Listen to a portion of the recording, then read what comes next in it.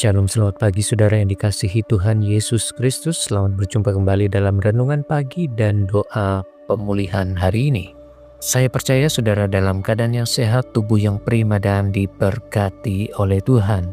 Saudara yang sedang mengalami banyak pergumulan hidup, masalah yang belum selesai, tetaplah bersama dengan kami di akhir renungan ini, karena kami akan mendukung saudara bersama-sama di dalam doa.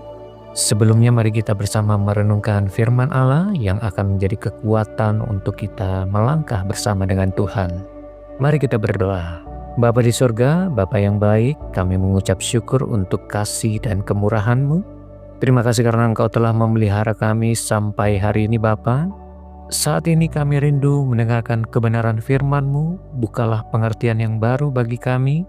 Terangi seluruh hati kami Bapa, agar kami mengerti, menerima dan melakukan kebenaran firman-Mu setiap hari. Di dalam nama Tuhan Yesus Kristus kami berdoa dan mengucap syukur.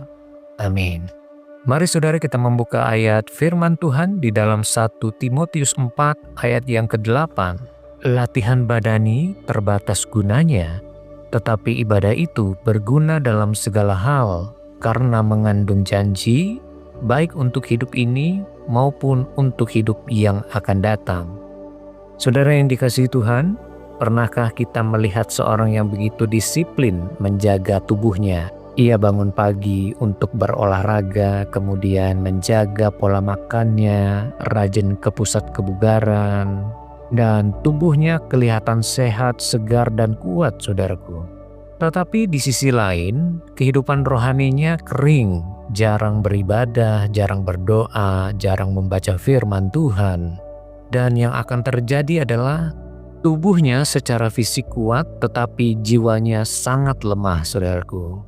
Hari ini, melalui firman Tuhan, Rasul Paulus tidak sedang melarang kita berolahraga, tetapi sedang mengingatkan prioritas hidup kita sebagai orang percaya.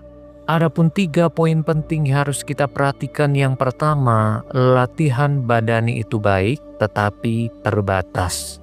Saudara, di antara kita pasti ada yang malas untuk berolahraga, tetapi ada juga yang rajin berolahraga.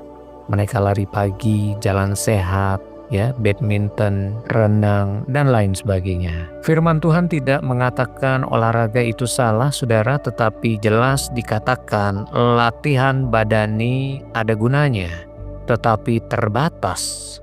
Terbatas maksudnya usia kita bisa bertambah, tubuh kita bisa melemah, saudaraku, dan sampai suatu hari nanti kita bisa meninggalkan dunia ini. Saudara, sekuat apapun tubuh kita ada batasnya. Seteratur apapun kita berolahraga, tubuh jasmani kita tidak kekal. Firman Tuhan sedang mengajar kita untuk tidak keliru menaruh harapan hanya pada hal-hal yang sementara. Maka poin yang kedua adalah ibadah melatih rohani kita, dan hal ini bersifat kekal. Firman Tuhan berkata, tetapi ibadah itu berguna dalam segala hal. Saudara, apa artinya dalam segala hal? Dalam segala hal yang dimaksud adalah tidak terbatas oleh waktu, situasi, usia, dan kondisi hidup kita. Saudaraku yang dikasihi Tuhan, dalam hidup ini, uang tidak selalu bisa menolong hidup kita. Hiburan tidak bisa selalu menyembuhkan jiwa kita. Tetapi ibadah dan hadirat Tuhan itu memberikan damai sejahtera, kekuatan yang baru, pengharapan, dan pemulihan hidup kita, saudaraku. Tentu ibadah di sini bukanlah ibadah yang hanya datang ke gereja setiap hari Minggu, saudaraku. Ibadah di sini adalah kehidupan yang terhubung dengan Tuhan setiap hari. Saat kita menyembah Tuhan, saat kita mendengar firman, saat kita mau taat kepada Tuhan, dari sanalah rohani kita semakin hari semakin dikuatkan. Iman kita semakin ditambah-tambahkan dan semakin diteguhkan. Dan inilah yang tidak bisa dilakukan oleh latihan secara badani, saudaraku. Saudara, poin yang ketiga adalah ibadah mengandung janji untuk hidup yang sekarang, bahkan yang akan datang. Firman Tuhan menutup ayat ini dengan sangat kuat karena mengandung janji baik untuk hidup ini maupun hidup yang akan datang. Ibadah itu bukan hanya berdampak untuk di sorga, tetapi juga berdampak untuk hari ini, saudaraku. Untuk hidup kita sekarang, kita akan mengalami damai sejahtera Allah walaupun hidup kita di masa-masa yang sulit. Ada sukacita yang limpah di tengah pergumulan hidup kita. Ada kekuatan yang baru untuk bertahan dan menang karena kita disertai Allah yang tidak pernah meninggalkan kita. Allah yang menyertai kita adalah Allah yang besar dari masalah kita. Bukan itu saja, untuk hidup yang akan datang, ada janji kekekalan dari Allah untuk kita. Ada mahkota kekal yang Tuhan sudah sediakan bagi kita yang setia kepadanya. Saudara yang dikasihi Tuhan, apa yang sedang saudara latih hari-hari ini, saudaraku? Saudaraku, latihlah kedua hal ini, tubuh jasmani dan tubuh rohani kita. Olahraga itu penting, tetapi keadaan rohani kita jauh lebih penting karena ini bersifat kekal. Firman Tuhan hari ini mengajak kita semua untuk menata ulang prioritas hidup kita, saudaraku. Latihlah tubuhmu, ya, tetapi lebih dari itu, latihlah hidup rohanimu.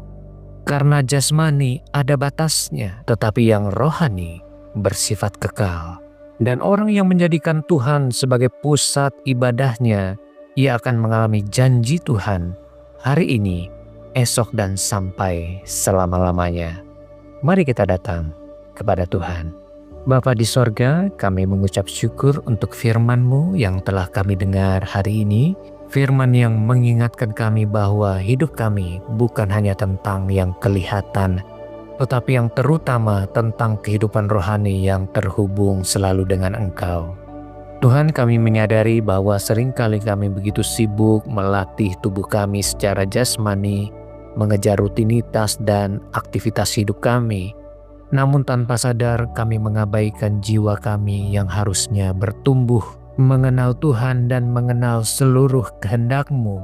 Maka hari ini kami datang kembali kepadamu, merendahkan hati kami dan menyerahkan seluruh hidup kami untuk dibentuk oleh Engkau. Pakailah kami menjadi alat kemuliaan bagi nama-Mu ya Bapa. Tuhan, saat ini kami juga membawa saudara-saudara kami yang sedang berada dalam pergumulan yang berat. Engkau mengetahui beban mereka. Engkau melihat pergumulan di dalam hati mereka, tekanan hidup, kekhawatiran, dan ketakutan dalam menghadapi hari esok. Ya Tuhan, berikan kekuatan yang baru, jamah dan lawat saudara-saudara kami yang sedang bergumul.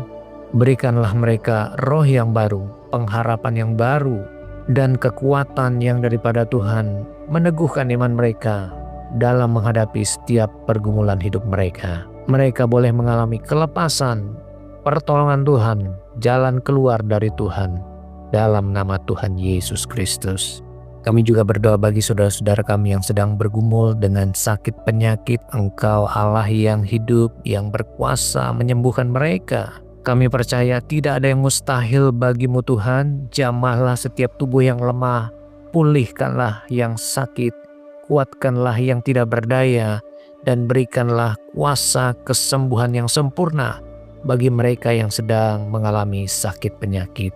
Bapa, terima kasih, biarlah seluruh ibadah dan persekutuan yang indah denganmu setiap hari kami boleh mengalami pemulihan jiwa, tubuh, dan roh kami sempurna ada di dalam perkenananmu. Kami serahkan hidup kami ke dalam tangan kasih-Mu. Di dalam nama Tuhan Yesus Kristus kami mengucap syukur. Haleluya.